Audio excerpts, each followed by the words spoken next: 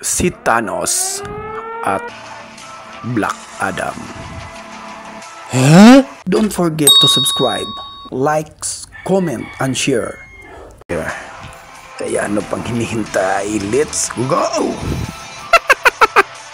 Si Thanos talaga ang isa rin sa mga pinakamalakas na kalaban ng mga Avengers.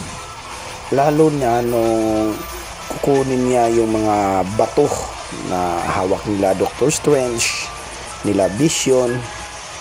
Ayan, pag nabuo yun, lalong lalakas si Thanos at isang pitik lang sa kanyang mga daliri ay matutunaw lahat ng mga kalaban niya. Oh my God! Itong si Black Adam naman ay isang bagong superhero na pinagbibidahan ni Dwayne Johnson o tinatawag na The Rock. Oh yeah! Ang kagandahan din dito sa Black Adam na pelikula ay may kalakasan din yung kalaban kasi mala demonyo din yung kalaban ito ni Black Adam. Oh my God!